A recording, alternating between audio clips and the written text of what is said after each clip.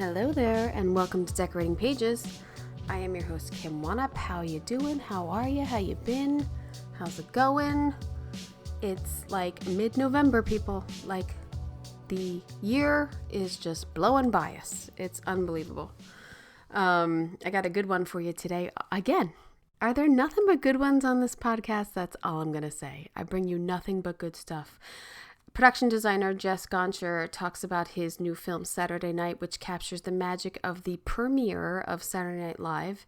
And he's got some great stories about the sets and the research and the build. And he's got some great stories. And then I dork out about Capote with him because he did that. So check that out.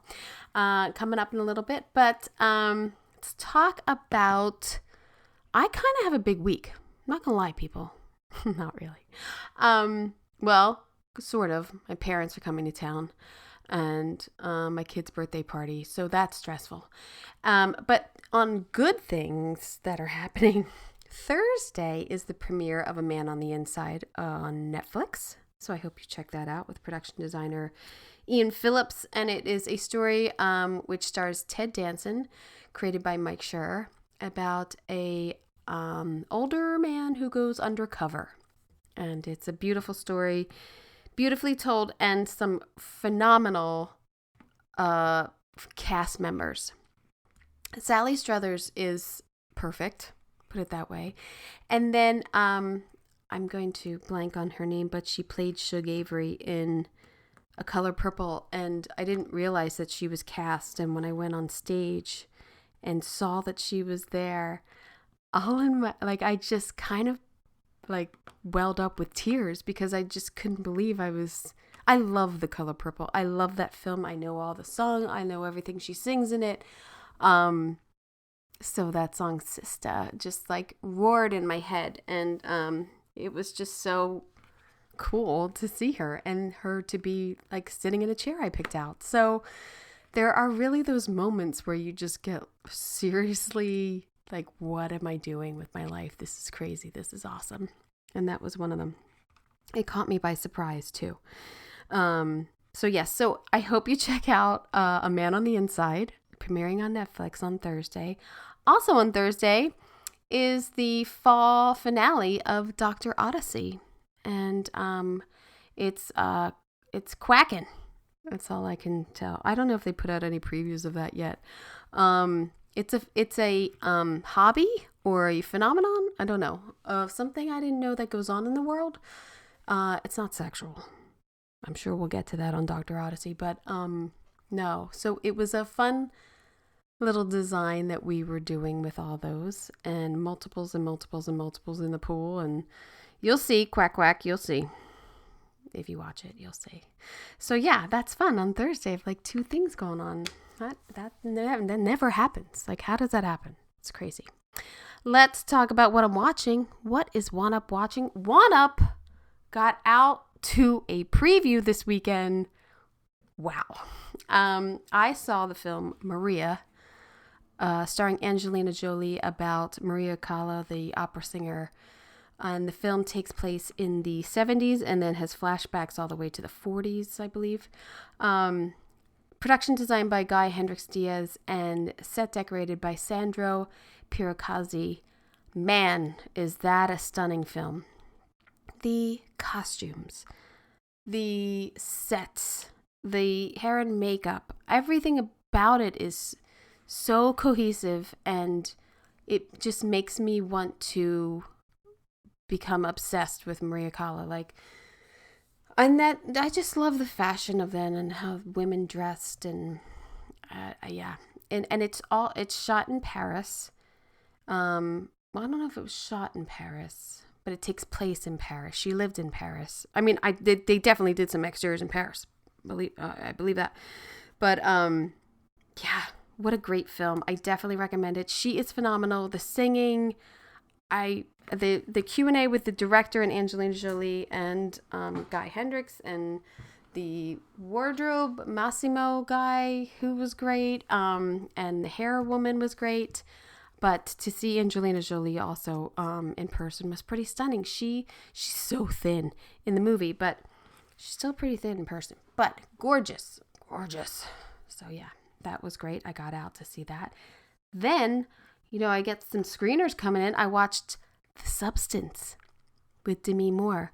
And I thought to myself, wow, this Angelina Jolie's probably got this Best Actress nom wrapped up. Demi is going to fight for it. I think it's serious. Now, if you haven't seen The Substance, I'm not giving anything away. I'm just going to tell you, I think it's a must-see.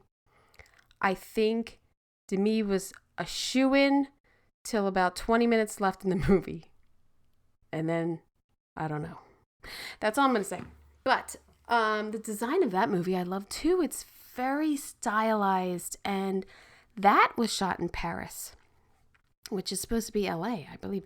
So that was interesting. And that, I am going to butcher this name. The production designer is Stanislas Redelet.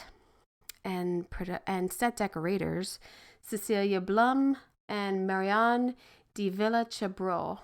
I don't know. I'm sorry.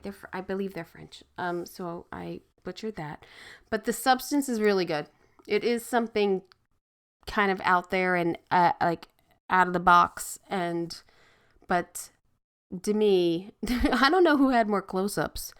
Angelina and Maria or Demi and The Substance. And the close-ups on these women's faces, and they're so pretty. And the bodies in The Substance that they show. There's a lot of nudity in there. If you're in for that, it definitely, I'm sure men will love it and women will be like, what does my ass look like? Because that's what I did. So yes, I definitely recommend Maria. I believe it comes out in December. The Substance is already out. Then I didn't discuss last week the Penguin finale. What happened? It's the best show. It's the absolute hands down best show, best written, best developed characters. I got nothing. It's great. I'm so bummed it's over. And who knows if it's going to come back. I have no idea. But production designer Kalina Ivanov and Rich Murray and set decorator and Rich Devine set decorator. Man, oh man. What a phenomenal project to be a part of. I would be so proud to be a part of that because that is some good storytelling in every department. Just phenomenal. And I hope I get to talk to them about it and dork out about it with them. But yes, on a whole, it's 8 episodes on Max. Like, The Penguin is phenomenal. I don't know how else to make you watch it. Done. Another show that I started because I love season 1 is Bad Sisters, which is on Apple. Wow. That's another one. Like, I don't really know any of those actors, and it's Irish, and it's just a good show, and I do really like the relationship with the sisters and the story that it comes from it, and but I really like seeing Ireland like vernacular, like their houses and their smalls and the color of their towels and things like that. Like, I'm not being weird. Like, I think you try to absorb like what's going on in their kitchen. Like, why? Oh, they put their dishes away over there. Yeah, that's cool. All right. I'm gonna butcher these names too. Production designer Candida Otten, and here we go. Forget it. Set decorator Vishakaha Argrala. No, I can't even spell it. You gotta look it up. I don't know if they're Irish. I don't think that's an Irish name. I don't know. But Bad Sisters is a good show. I'm just putting that out there. Sister Wives is another phenomenal show that you're not watching, and it's unbelievable. I'll talk about that. Let's remind you to check out the YouTube channel for all the videos of the podcasts and the sets that I and my guests talk about, because put some effort into that. Let's also remind you to subscribe and like and comment your little heart out on whatever platform you're listening to. I would really appreciate it. That would be a good Christmas gift for me, really. if you want to know what I want, let's just do that. Be set. Be good. But let's start it. On this episode, I am thrilled to give an interview of the behind the scenes look at one of television's most iconic moments. So in 1975, a producer named Lorne Michaels was about to debut a show that would become a cultural phenomenon called Saturday Night Live. This film, Saturday Night, takes us back to that electrifying night when the first episode aired. Production designer Jess Gonchor masterfully recreates the vibe of 30 Rockefeller Plaza in the 1970s with impeccable attention to detail. Jess designed a full immersive 360 set, replicating the original stage layout and showing every element of the show, from makeup, wardrobe, to control room and writer's office. We dive into the challenges of building it all on one stage, not shooting it in New York, the extensive research project, and how Jess brought his pivotal night to life on the big screen. So I start off this interview, I'm talking to him, and I talk about how I loved the movie Capote and how it was an influence to me. Let me just give you a little something else of what Jess has done. So Capote, The Devil Wears Prada, No Country for Old Men, I Love Baby Mama, Burn After Reading, Away We Go, which is a sweet little movie, A Serious Man, Moneyball, True Grit, that was The Lone Ranger, Foxcatcher, Hail Caesar, Live by Night, The Ballad of Buster Scruggs, Little Women, Quiet Place 2, White Noise, and just recently the movie If, Imaginary Friends. I wish I had another 2 hours with him, because I could come up with a million questions about the designs of these films. Like, I'm in awe. Just a really great career. And so I hope you enjoy. But I've also enjoyed your work for so long. Like, I actually had your name on a list of like wish list guests because I love Capote. I love that movie. And I just have always adored it and adored the design of it and the subtlety and the color palette and everything. So just first wanted to tell you that you've been on my list. Like, because that was the first movie I designed. Well, you nailed it. And well, I look back at it sometimes and I'm like, oh man, nobody steamed those curtains. They were fresh out of like, I get a couple of things. Because we went to, it was literally like a $4 million movie. So I had like $200,000, and we went up to Winnipeg, Canada, and all lived. It was really cool because we all lived, rented a house, the director, couple of the cast, the DP. We all lived in a house, which was good and bad because it was just Yeah, pipe the whole time. It was like you couldn't get away from the movie. And right. it was only Yeah. like 6 weeks of shooting, and I had a great time. But anyway, okay, Well, thank you. I actually have a slide of it because I was meant to ask you at the end, but the scene where they're at that kitchen table and it's Capote and they're talking to the friend of the girl, and there's just like the outside, and it's so beautiful, like it's beautifully captured, and I just love that film. So thanks.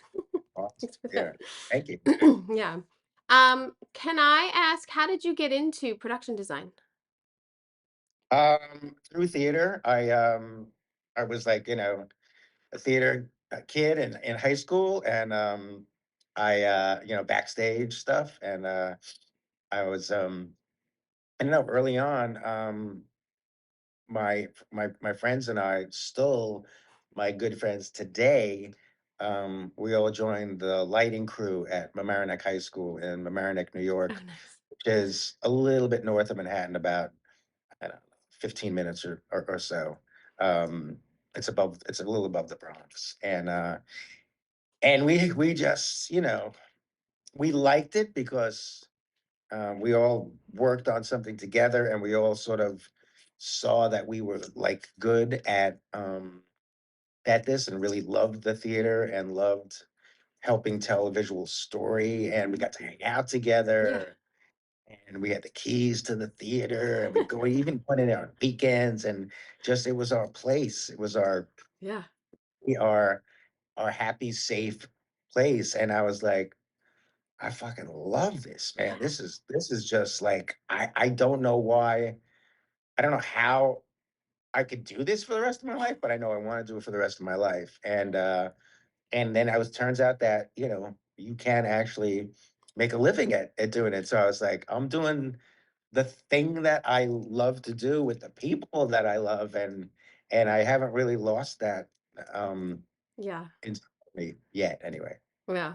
Well, I think I don't know with me. I mean, as you describe that, I feel like that too. Like there's such a like camaraderie with the art department, and we're all in this together, and we have to get this now, and let's see if we can make it a little bit better. And there's just such that excitement when you're on a project. So, I feel Yeah, yeah, yeah, there really is, and yeah, especially when you're not like, when everybody's a team, and yeah, nobody's knows more than the other person. No, but like like with me, like I've never had like my own office on a job. It's usually like me, myself, and the art director mm, in the room, or I'm out in the bullpen, because I want, if anybody comes and tells me something, a director, I want everybody oh wow, to hear, because maybe somebody may have something better to some input, or something to say, and I don't want to, it's not that I can't handle having all the information, because I can, and yeah, sometimes you have to go on a closed door with well, yeah, somebody about something. But I really, I just think that everybody um, should know what's going on, because not only does it help you out, but like, it helps everybody understand yeah, what's going on. It's like some people that dress a set or build a set. I often, I know this is crazy, but I often wish that everybody on a movie, if they want, could read the script. You know what I mean? So they yeah, know what they're doing. In fact, one guy a long time ago, a carpenter, came into the arts department. He's like, "Hey, Jess," and he wasn't a foreman. He was just like a carpenter. He came in with his tool bags, and he said, "Do you mind if I?" And he was building like a bar, like a big a long bar, and it had a lot of detail to it. It was like, an old bar from the 1800s. And he said, I said, "Billy, what are you doing here?" And he goes, "Do you mind if I read the script?" And I was like, "What for?" He goes, "I just want to know what this bar is going to be used for." And I was like, yeah, "Yes, here you yeah. go." And he flagged, and I thought that was really, really cool. And anyway, Well, yeah. You want that though. Like you want everyone to have the passion that you have. Not everybody does. Everybody's, some people are there and they're working and they don't know the script. You're exactly right. Like a lot of the people don't get the scripts or like even if I feed them out to my crew, sometimes there's not enough time to even read. that's it. Especially if you're episodic TV, like forget it. Yeah, There's not enough time. So it's yeah. hard. It's hard for everybody to be on the same page. So I really love that idea of like that communal space where everybody's hearing everything. I think that's fantastic. Like, yeah, It's, you know, yeah, yeah. And then also, it's like a lot of times it's like they'll put the production designer in an office that's, because you're out all the time scouting. And it's like, yeah, this is like giant waste of space. And yeah, like, let's yeah. come on. This is like, I don't need to, but anyway, so yeah. Okay. When you first got a sense of this project, were you like, yes? Were you Well, an SNL fan? definitely an SNL fan. Definitely. I mean, for me, and I think I spoke to other people, they sort of like go in and out of the show. So this has been going on for 50 years. Like, as a fan, I was watching it, like, when it first started, my parents were watching it, we were watching it. Yeah, And maybe I didn't watch it for 5 years, and then I picked it up again. And so it's been very present in my life. Early on, I was always into like who's gonna be the musical guest. yeah, yeah. And um my friend, his mom, worked for NBC in the 80s. So we got to go like a couple of times. If there was a band on that You I went? liked, like Elvis Costello or even the Grateful Dead, I was like, we happened to like get into like, a show, and that was amazing. So I was connected with it. I also um worked before I was a production designer, and this has been immensely helpful. I was building sets, and I was like, I did everything. I did everything on a movie set. I didn't do like, well, I guess I did do like set tech work and things like that on non-union Yeah. jobs. So I feel like I just like, kind of worked Moved my way. up. So then you know all the positions. I mean, it's always helpful. Like Yeah, you knowing what you exactly. do, you know what you can expect of people in that position. It's very helpful. It's very helpful. Yeah, Yeah. exactly. And and working in the theater and live shows, you have to do all that stuff. But I worked at a set shop in New York, and we did it was in the on the Lower East Side, and we did they had a set shop for the NBC set shop was at the Brooklyn Navy Yard in Brooklyn, but we were working in the satellite place in the East Village, and when they were too busy to do everything, they would job out No, yeah. something, was a sign or a desk or some flats or something for SNL. So I had been there several times in the late '80s, delivering scenery, Oh wow. and see, there was no freight elevators. Like you had to build everything super small and go up like the passenger elevator, and then put it together, or everything was like it was crazy. And then just like so a couple of times I got a a glimpse into that world um that Oh, was immensely helpful, and just so when I was reading the script, and I mean, I wanted to do the job no yeah. matter what, but it resonated with me. It was familiar to me, and it was a movie about scenery, and Jason, the director, really relied on me and asked me to help out with like how are we going to choreograph this with pieces of scenery going by and walking through environments and all. So I was super. I tell this to a lot of people. It's like with the things that we do. I mentioned before. You like I have to. You read a script and you're like either you're like, wow, I really want to do this. Yeah. Sometimes I read a script and I picture somebody else, another production designer to it. I said, "Wow, this is probably a movie for." So I swear, and then I'm like, then I know it's probably not for me. But I have done, there's a couple of movies I've done in my time. One was Moneyball because I'm Oh, a love huge it. sports fan. I love, even though it wasn't like a sports movie, but But uh, still. Yeah. yeah, I love it. And I also did a movie about kid getting bar mitzvahed called Serious Man, and I went through this whole like similar bar mitzvah experience. So I was like those things like really grabbed. And then this was one too. I just felt like sometimes you feel like you can make a difference, and Yeah. you're not being conceited or anything like that, but you really feel sometimes you feel like I'm sure you felt this way, like I Yeah. can, you know what? Yeah. I think I could really be an important piece of this job, and it's only because I've really lived it. So Yeah. And also too, because you like if it's Moneyball or if it's this, like you appreciate what you're creating so much that you want to do it justice. You want to make it perfect and you that's want to right. bring in your own experiences because you're pretty sure everybody else is having these experiences too. Like, Yeah, yeah. yeah. I mean, and that's right. It all comes from.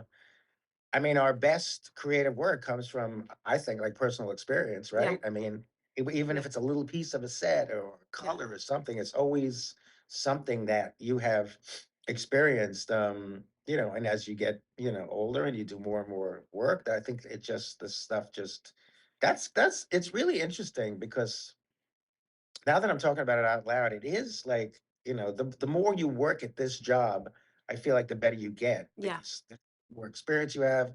And I'm not sure that happens with every job because we just do, right? We go ahead in time, we go back Yeah. in time, we contemporary. So it's very mixed up, and everything's a little different. And we just get, a little bit more honed into the craft for as long as you do it. Yeah. So it's pretty cool. Yeah, it is. And I have said many times, like the amount of research that we all get to do on subjects we would never think about or anything, or it's such an educational job at the same time because you have to become an expert at what you're designing or decorating. Like it's awesome. If you're into history and research and everything, like this is it. This is great. Like, It really is. And the place you get to go and the like glimpses in worlds that, yeah, that people don't get to see. So yeah. um yeah, I love it. I'm gonna turn on this window here that I'm sharing with you. I'm gonna go view full screen. There we are. Um I so you were in Atlanta, right? Yeah. You did all of this in Atlanta. Were you bummed you didn't get to do it in New York City? I was really bummed. I Yeah. felt like I mean, I know why we shot it in Atlanta. It was because of, Yeah. Tax you know, cuts and budget. yeah. There wasn't one, like I said, there wasn't 1 ounce of this of the movie. It was all on stage. It was all on one big Yeah. 40,000 square foot stage. And we've got the, oh yeah, you got some pictures here. Yes, I have to Yeah. thank you for sharing pictures. Yes. I'm Yeah. always grateful, and I love looking because I'm in it, but I still love looking at people's, especially models. I almost wanted to go into model making, so Oh wow. I loved it. I was obsessed with model making for a while. So I love seeing. My son Zach, who works with me, he's the model maker. Oh, He's I'm like, yeah, jealous. yeah, to great work. and it's so helpful. I know 3D models are great. I know you can get the lighting and the texture and all that shit. But like when you pick up a model and you can really like look at the Yes. space, it helps so much. I don't know. I I It's a I lost I thing, I think. couldn't agree more. And I'll tell you something, and we'll get back to the New York question in a second. But when we were in Atlanta, and we were standing around this model with Jason and Eric, the DP, and myself, and they were doing some pickup shots of the last Ghostbusters movie. So Yeah. all of a sudden, in comes Dan Aykroyd. I was gonna ask you about this. I saw the video. It's amazing. It's Yeah. so heartwarming. But go ahead. I love it. It was just like I'd never had anything. It was like, holy crap. And we just got to ask questions, and he was like, he was going down memory lane himself, and it was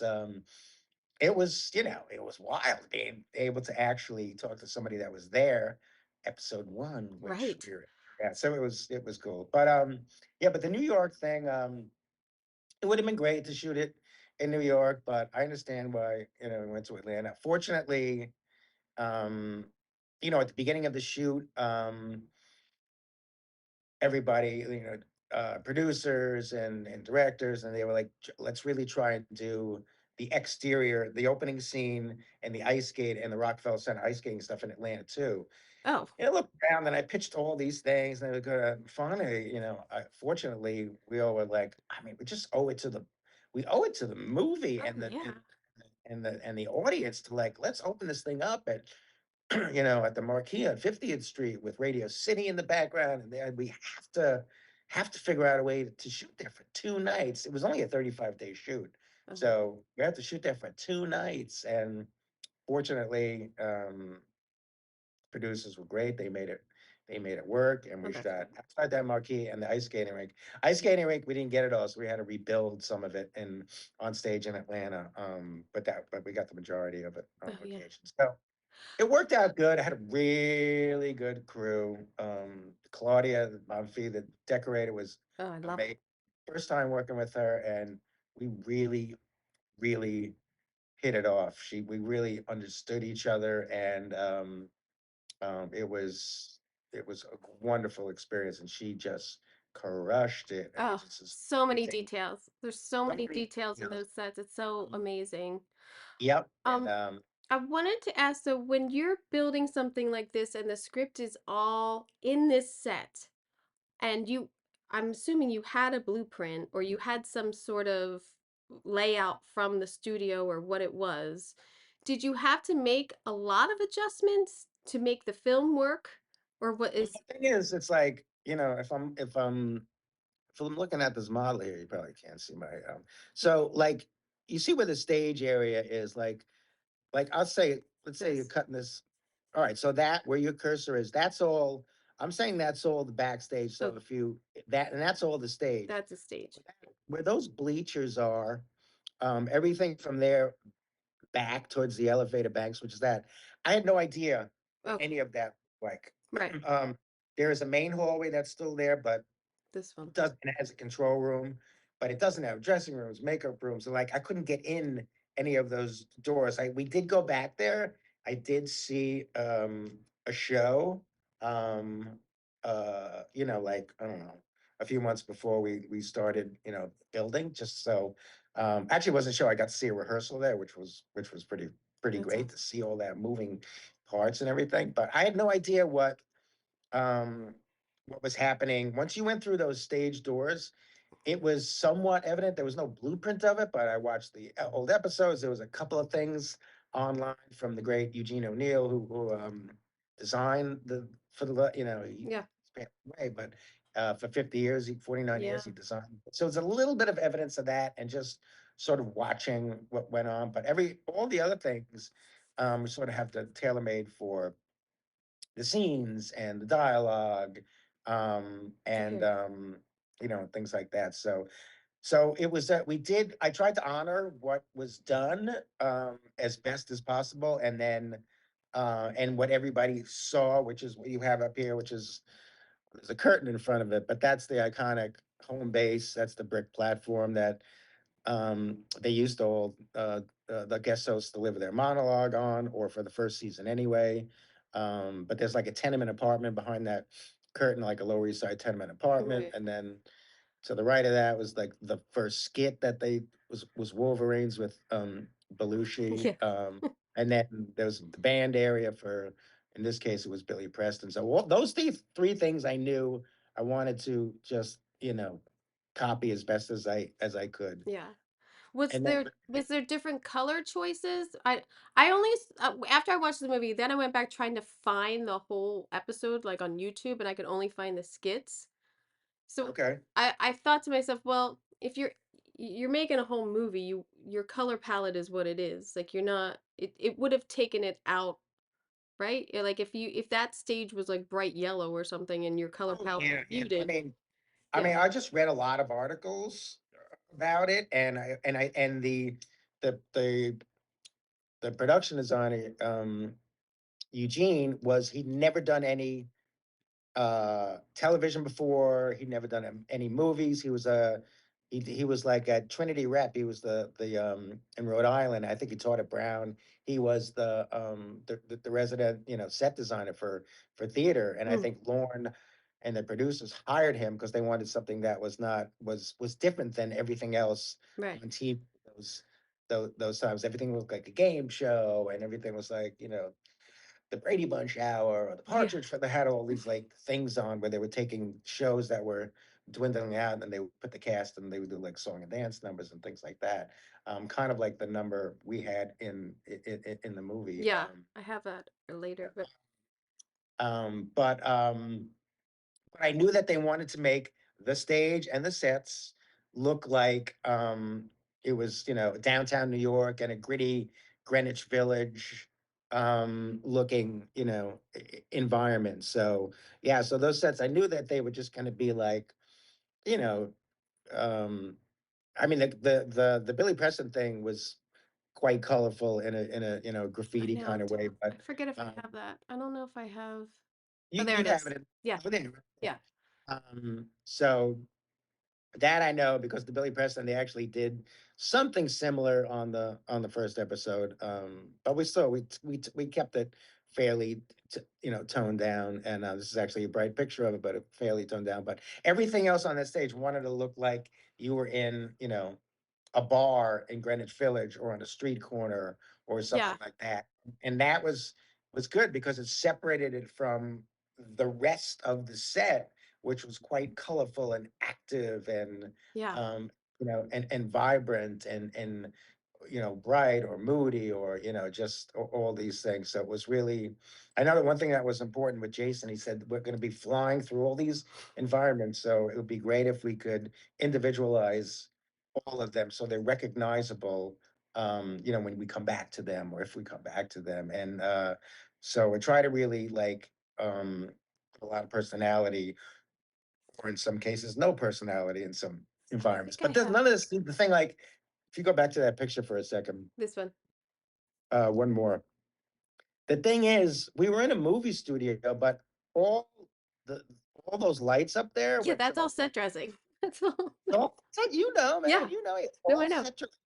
We had to create this a ceiling, and Eric Spielberg and Dan the gaffer, they would just it was awesome. They would just like, I have a very I started like I said in high school, I started out in lighting, so I tend to know, about lighting, but I do know You something know. about it. And so I loved working together on this all of the lighting with these Yeah. guys. And to be all and a lot of the stuff was from the rental No. house lamp dock in Atlanta. They had it. It doesn't go out anymore because everything's LED now, but they I had I wonder whose budget did that go into?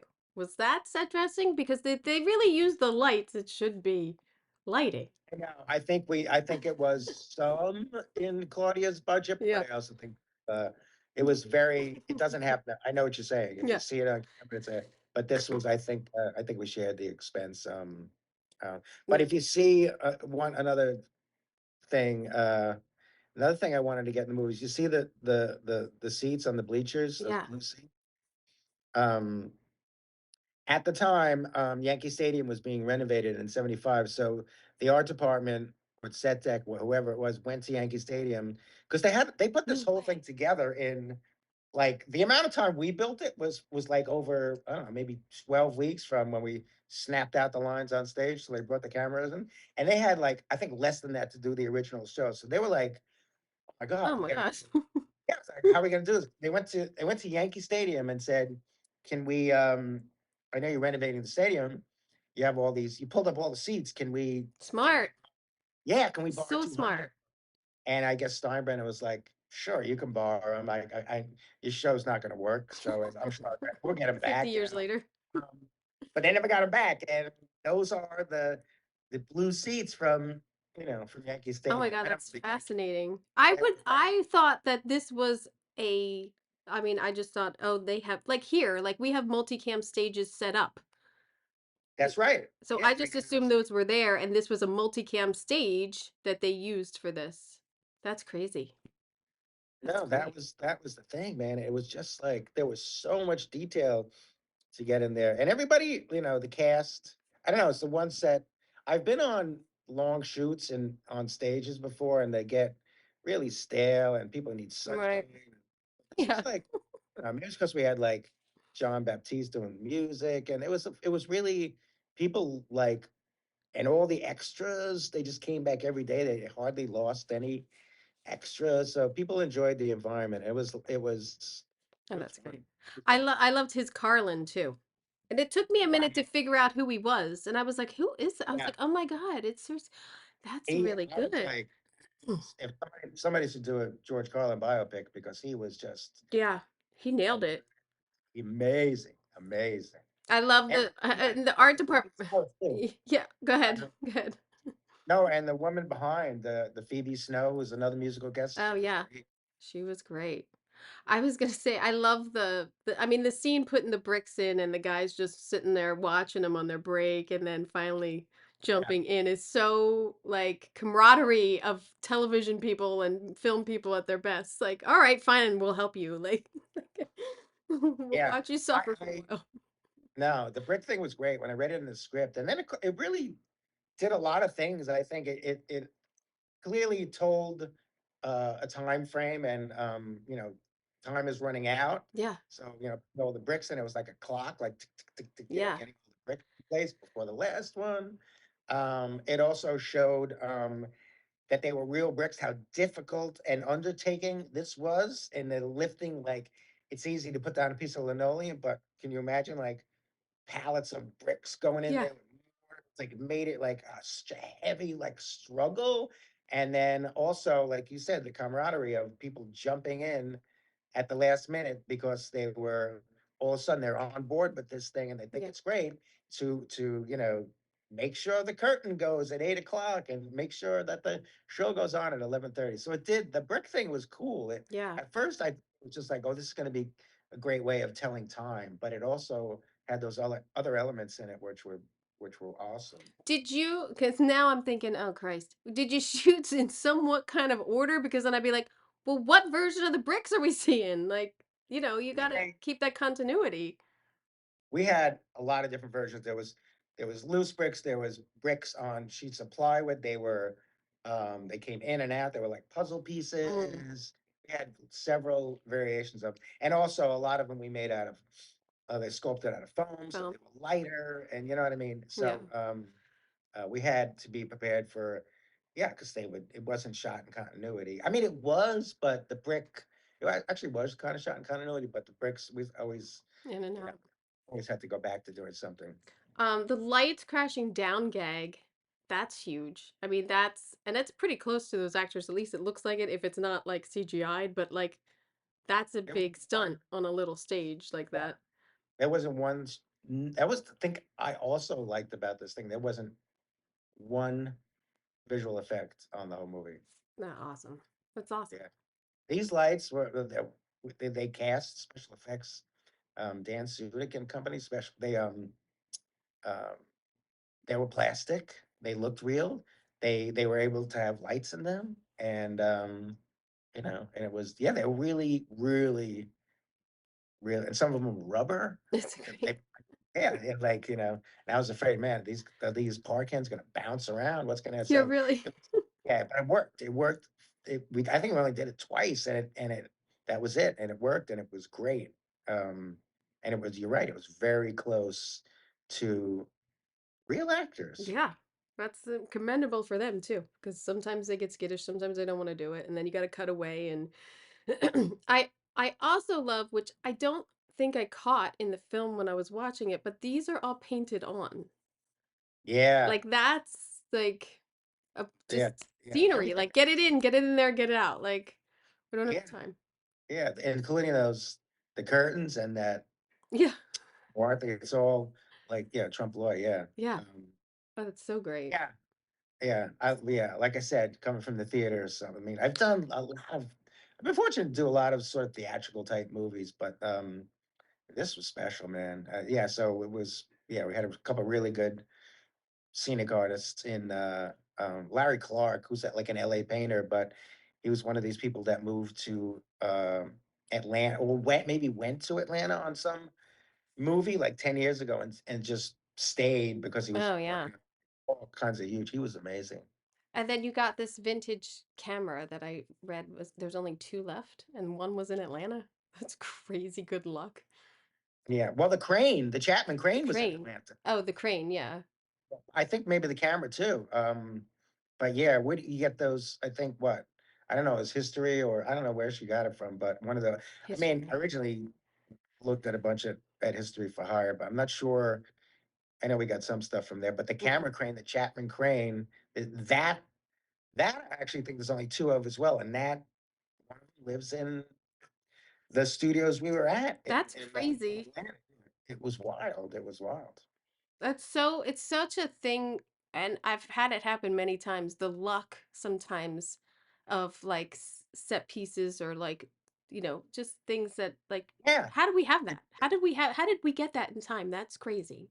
It yeah. works out. That happens all the time. I also love the underneath. I mean, I think these two to me dressed and layered so much are such a great visual.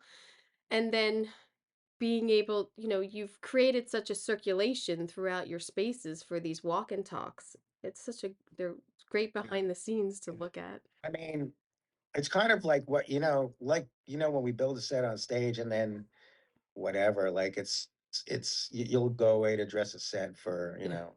a day or something, and the company is moving in that day, the day before you shoot, and there's no space left to walk, and everybody's in every little, nook and space, and like, how did all this? You can't even. I No, just left here like 48 hours ago. Now I can't I even can't walk. move. You got to climb a thing and go. It's like all these things. So I knew that we had to create that, and a sense of history, of the shows that were in Studio 8H before, like the Kraft Macaroni Hour and stuff like that. Because the whole thing, one of the concept that I sort of grasped onto was like, this was just like they were borrowing a space to try a show out that everybody thought would fail. Right. So everything, the stage hands, the lighting guy, the AD, like everybody was like, came with, they were like all house people. They came with Right. other shows and they didn't even want this new type of show. They were fine with, the variety hour and stuff like that. And so I tried to get a sense of history, both Claudia and I, and she did, try to get a sense of history of other productions in there, but also, this show, and it couldn't be too, because now if you go to SNL, it's all the scaffold's still there, but it's all completely walled in. You Oh. can't even see in that area. But this we needed to show Oh that it was yeah. the first year, but also being able to see from underneath the scaffolding the stage and vice versa was important. But the layers, you Yeah. always I mean the wires, the lighting, like just make yeah, and aging it. It's a lot of aging under there too. The yeah, flooring and yeah. And it was great because like, sometimes when like the same set dressers and stuff do um and nothing wrong with this, is great, but like like somebody is out here do this set and they work on it. But like it's great if like somebody works on a set and then somebody else works on it and somebody else yes. see all of Yes. these different like it's Yes. it's not just one note anymore. And it's just really so this was a like a major, collaboration like that. And yeah, I love the way it came out.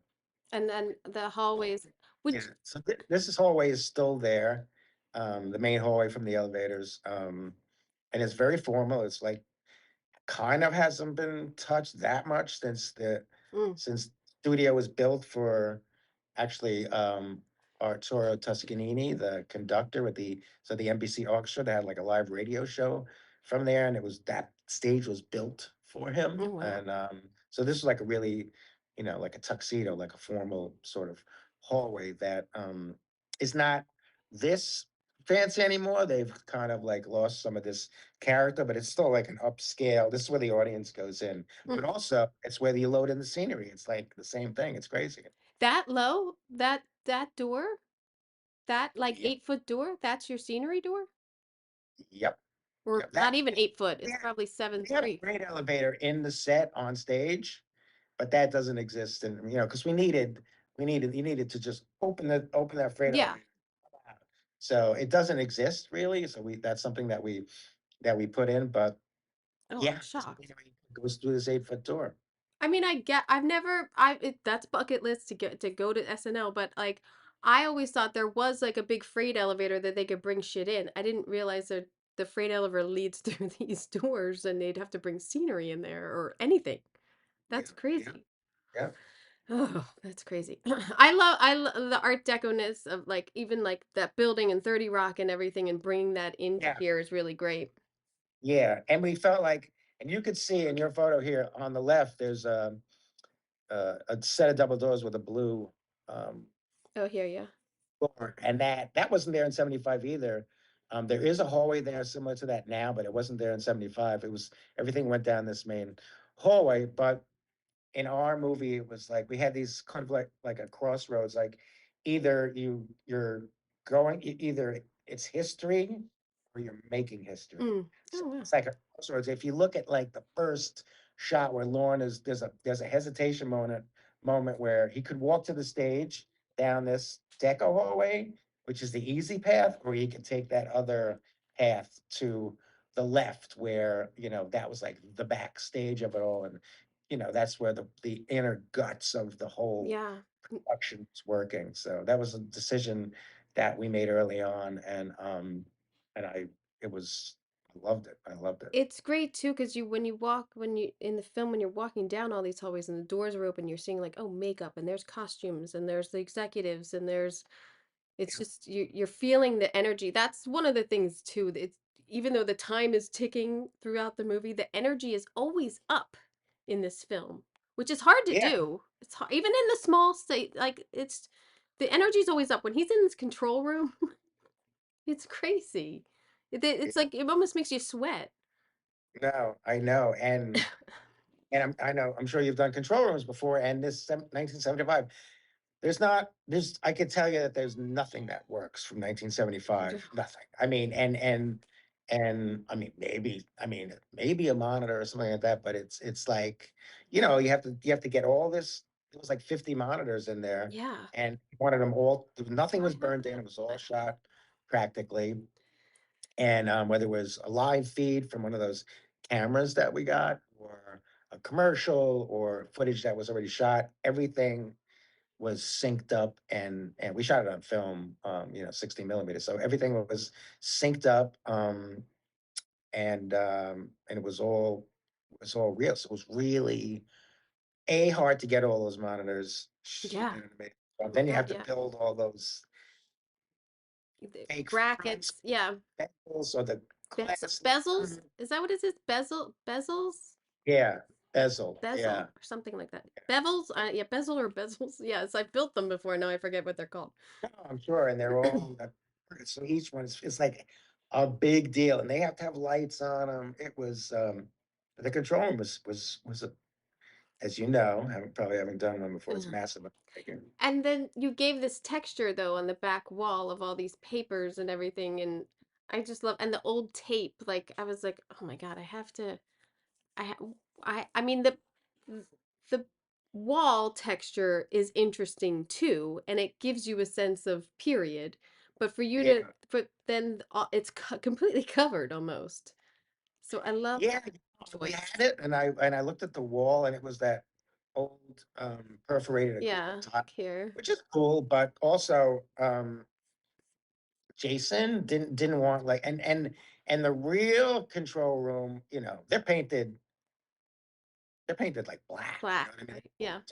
Dark, or dark, color or something like that. Um, but we really studied the control room in that movie Network, Oh and yeah. which was like, I was like, it was white like this, and but it still was very sourcey, and so I really wanted to do that, and everybody was on board with that. And then when I like saw the wall in the back, I was like, all right, let's just. And Claudia had rented a bunch of stuff, and you pull open a drawer, and she got all this paperwork, two old schematics, and old uh, uh, call sheets and crew lists, and she and I decided that let's just try and put some of this on the back wall, and then it grew to like the whole. The- I don't know where she got all this cool paperwork from. I know that they made a lot, our graphics department and the set deck PAs and just everybody, Yeah. and some of the stuff was original and newspaper things, but that those kind of little things, they add the Yeah. history, right? They And kind of. even I mean I'm not the thumbtacks, the like white flat thumbtacks of like the time. Like Yeah, I'm all yeah, in. I was so happy when I like this particular thing. I was like I have to get a still, and I couldn't take stills of the film. You're like taking it of like my screen. I'm like this isn't working, right, and then I right, had this. I was like oh right. good, I can ask about this. I'm like such a Sure. great decision to give it that texture behind him. I loved it. Your your dressing rooms with all the mirrors and the lights and like them Yeah, getting ready is such a like your heart is just pounding for them getting ready. It's crazy.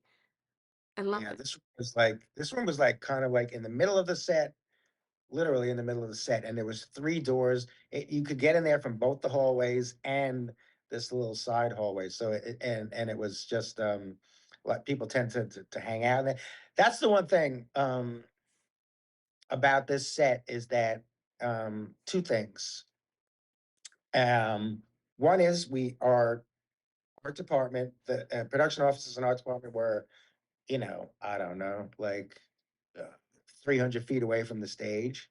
So as this thing developed and we were all there, everybody could go over and look at something. And, Mm. we got the script, and we like walk the lengths of the hallways and stuff. Oh, let's make this wider. Let's make it short. So as it evolved, we got to rehearse in it, and he got actually really Jason and Eric, the DP, and they actually, like, as it was going up, and usually, we don't like this. Like, no, it's not Yeah, don't ready come yet. in here. It's not ready. Don't look at it. I don't. I said, just whatever you want, come in, because some ideas are gonna come from it, And it was so cool having that um capability of having the director right there as the thing went up. I was like, oh, we got some more walls up. Come on over and look. Oh yeah, let's do this. So that doesn't happen because we was all in the same environment, and dressing wise, we had a movie crew making a story about a television show. So it just the dressing over the 6, 7 weeks we shot, it just kept getting better and better and better because people would do things that I could never think of. Like they turn over a crate, Yeah. extras and stuff. They get bored. They're smoking, they're Yeah. playing cards on a turned over road box, or they're putting a coffee cup here or hanging something. And like we encourage them to just make it their home. And it just Oh, that's like awesome. because you never get to shoot in one set for a whole movie. And it just No. by the end of it, it was like I Yeah. mean, it was great when it first started, but by the end of it, it was like, yeah, let's run it back again because this thing is cool. I mean, to get that time too to dress, or like, I don't know what your construction versus your dressing time was, but I'm sure a lot of times it's like, all right, what priority set do you want done first? Hopefully, you have someone say that to a decorator. And Yeah. like, which one is the one that you want first? And we'll try to get that done first so you can work the most in there and layer it up and whatever. And so, I mean, it doesn't always go like that, but No, this was like it was a lot of continuous shooting on this and a lot of, single shots and there's a lot of too, like, oh, you're building and dressing in the same space, and then everything gets dusty and everything gets kind of ruined. At least in my, like, I hate that. yeah, I hate that. But the back office of this, of the when they go up and it's the woman, writer's room. the writer's room, and I love like the Yeah, trash can on the wall so they can like make shots at it, and like the layering of this and everybody's individual desk and just the textures of the grate on the ceiling. It's so great. So yeah, awesome. yeah. This So was realistic. I mean, we took an existing office and then completely, redid it. It was just a room at like a school across the street from the studio. So we just, we built yeah, this I love this. The writer's room, I loved it. And I love that woman from Standards and Yeah. Practices. She was awesome. Um, Um, it's and here again, I believe is the writer's room. I'm running out of time with you, so I'm going to go quickly. okay. But the writer's room again, and then here's your exterior shot that you got. I agree with you. I don't know how you would have done this in Atlanta, and like, I don't know, like that seems No, pretty I mean important. we could have done it, but it would have been a bad version of it. Mm, well, and then the Rumpus Hour set that you got to do was also so much fun. The It was complete great. opposite, basically, of what you were doing over there. That was the thing. They like we're gonna make something completely different from, an older sort of established show. We're gonna call it, I wanted to call it the what do I want to call it? The Rumpus Hour is the only thing that cleared. Clearances was a nightmare on this. They just There it always was are. They always yeah. are. This particular thing was rough for everybody. I mean, especially props and Claudia. But it was oh, And here there I you am. are. There you are in your set. Yeah. So Cool. I loved it. I could probably talk to you for another 3 hours, but you gotta go. And it's Sunday, so let's get out of here. But thank you. I appreciate the time. Thank you so much. Thank you so much. And yeah, I hope to meet you one day. Maybe. I am so bummed, to be honest, that we ran out of time. Because I had to rush the end of that Saturday Night Live, and he had done this great, like variety show set, and I kind of rushed through it. But I hope you got an earful of that. But if you check out the YouTube page, and I have all of the sets that we talk about on the video, it's kind of amazing to me that he showed the work of the model, and there was a lot of pictures that they sent about the model, and I appreciate every one of them, and I have, I think, 2 in there. But model making is so important. That's my own opinion.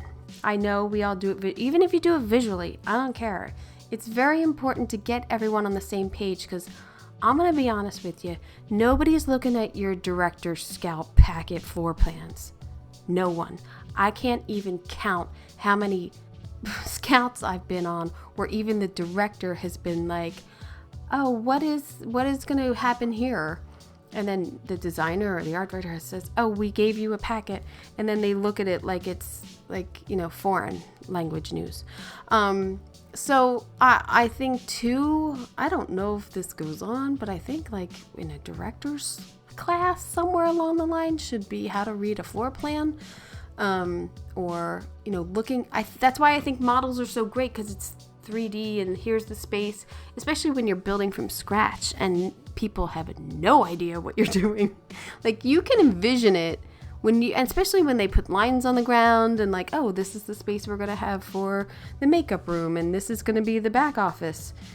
People look at those lines on the floor and they're like, what are you talking about? Okay, cool. Yeah, maybe that's enough. I don't know. Maybe this should be bigger. No, it shouldn't. Okay. So, I love seeing the photos of the models that they made for Saturday night. So check that out if you want to see some visuals. So thank you so much. I hope I didn't dork out too much with Jess. So yeah. Coming up next week, I have production designer Michael Fitzgerald for the Disney film Out of My Mind, which is so heartwarming and such a sweet film that I can't wait to show my kids it. I think when they get a little older, they will understand it. And it deals with disabilities and people with disabilities and their abilities and their culture and their environment. So design had a lot to do with it. So I had a great conversation with Michael, and I hope you check that out next week. All right, people. You got Man on the Inside on Thursday. You got Dr. Odyssey on Thursday. You have a busy weekend ahead of you. You can binge. You could go back and even binge Dr. Odyssey if you wanted. I don't know. If you could take that much good sets, I don't know. It's up to you. All right, people. I hope you got an earful. I'm Kim Wanup for Decorating Pages.